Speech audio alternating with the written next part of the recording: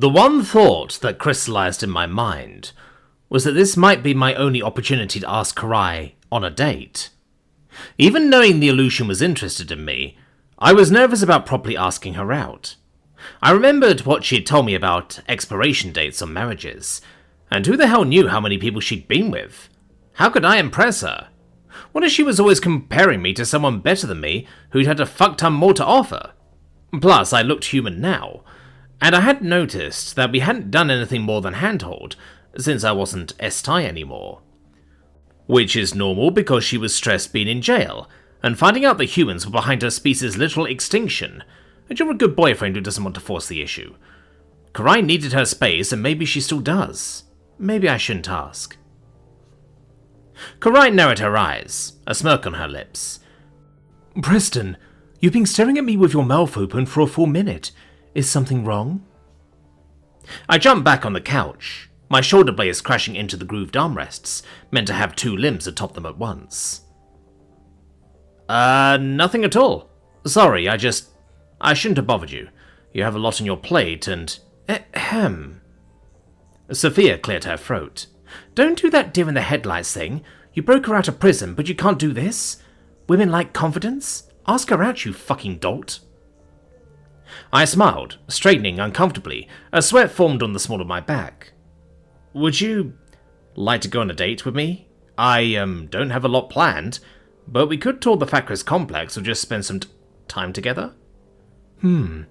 I'll have to check my calendar. I've got a busy schedule today. Karai made a show of rolling her eyes back and tapping her chin. I think I can fit you in. Seriously, that's a nice idea. It's probably about time that an Aleutian cared and took an interest in what the Thacker have been up to.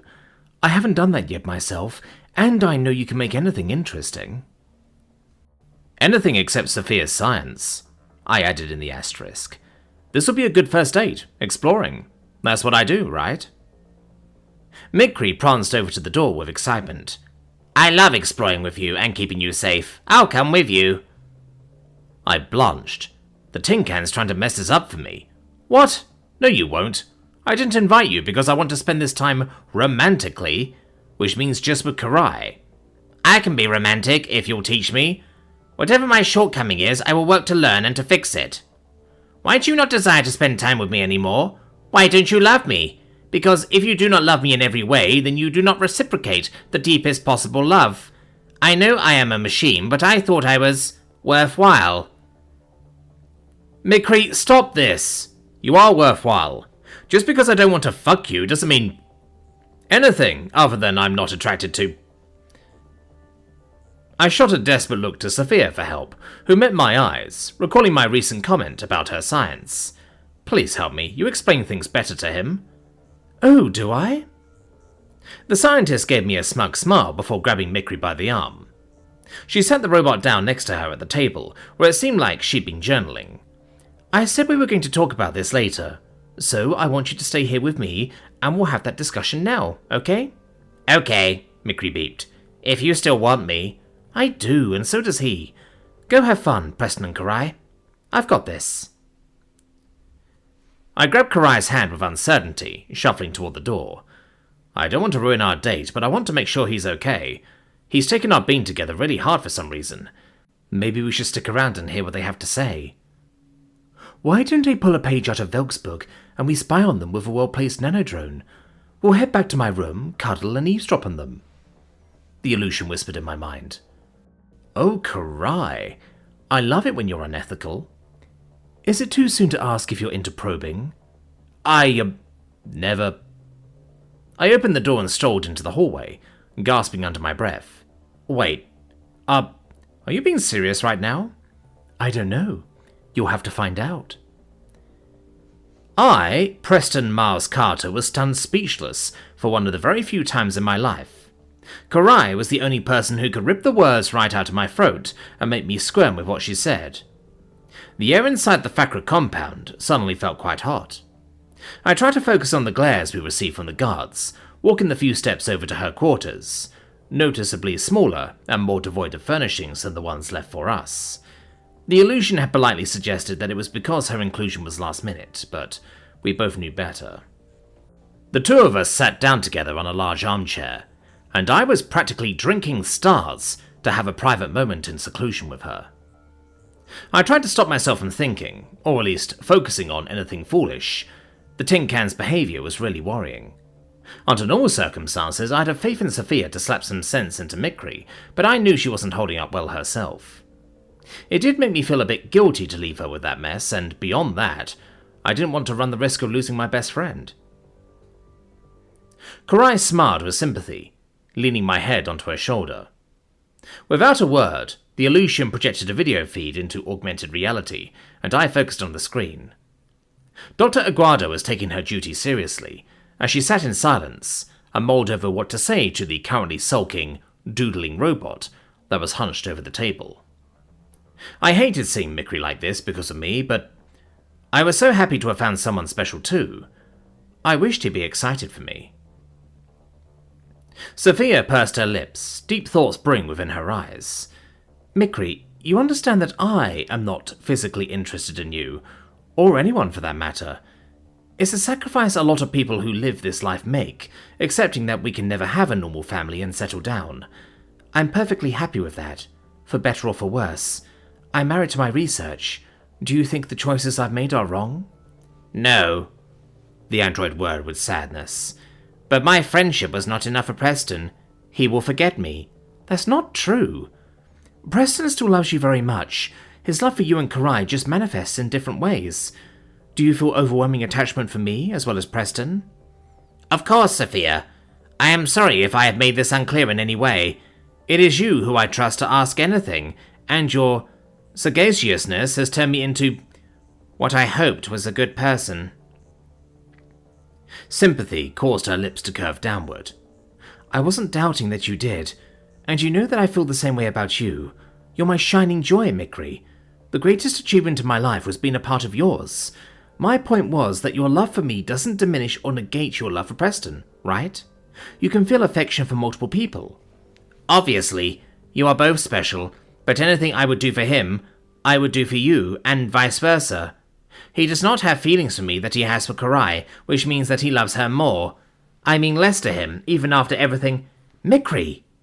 Having a romantic type of love doesn't necessarily mean you love someone more. Families are one of the most sacred bonds in human culture, but that isn't based on attraction at all. The ferocity of love between a parent and a child runs far more unbridled than simple lust.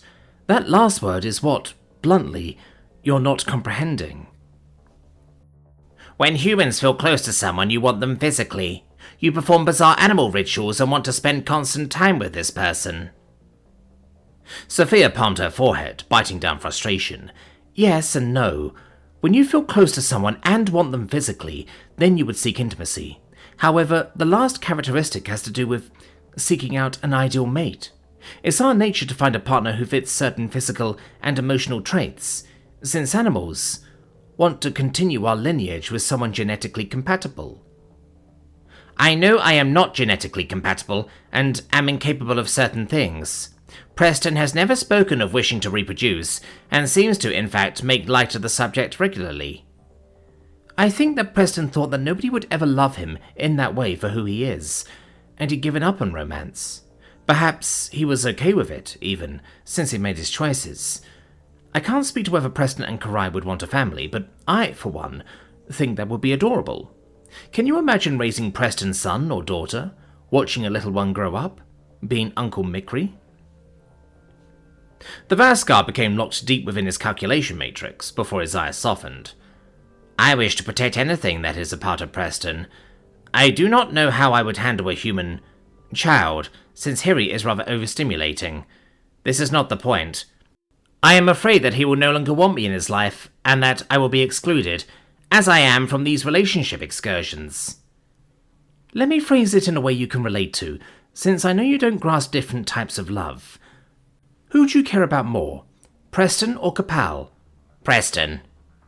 I figured as much, but who would you pick if you need organic help with calculations for the network, between the two of them? Kapal, with 100% certainty.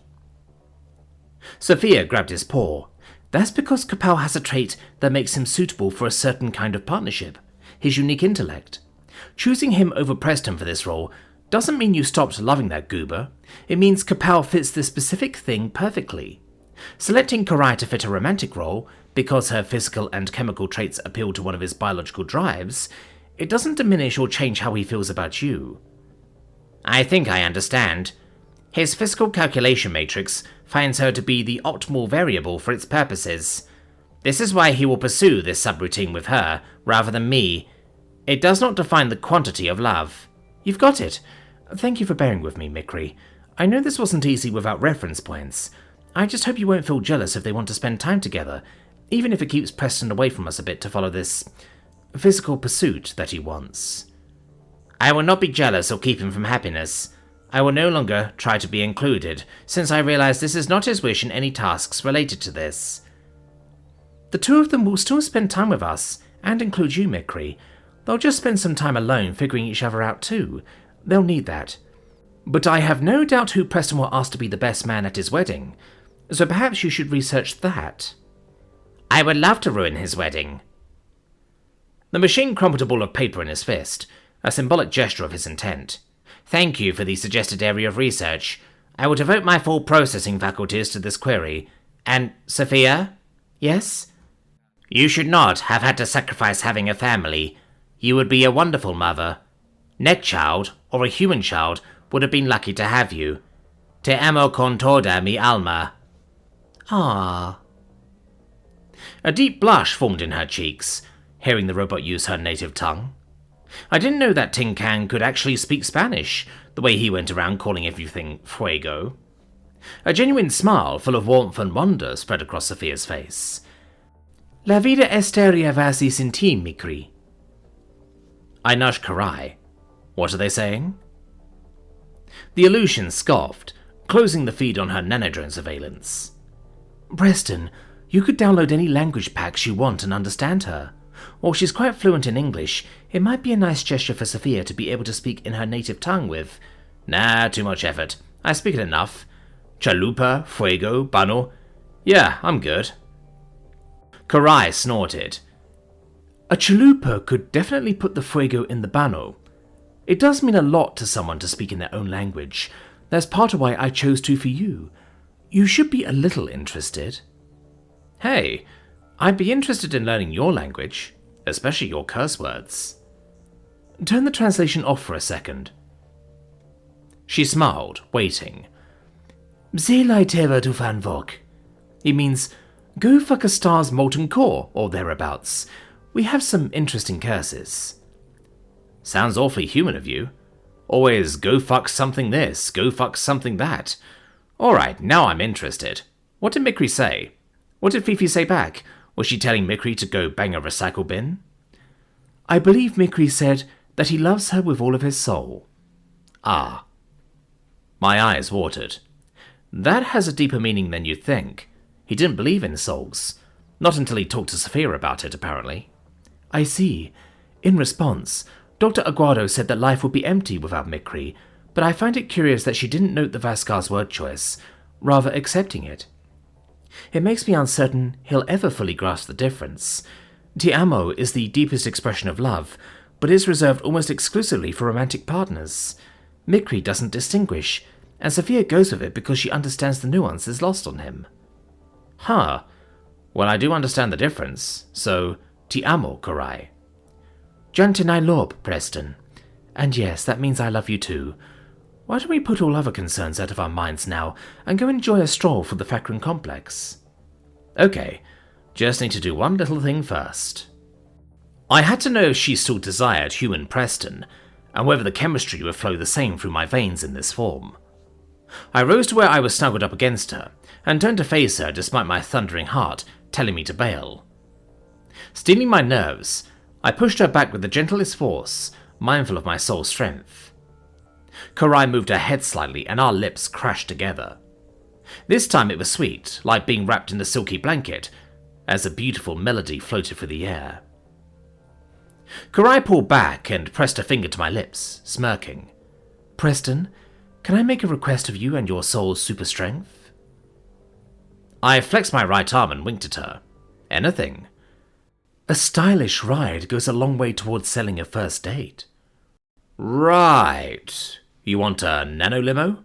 A tricycle with a battering ram?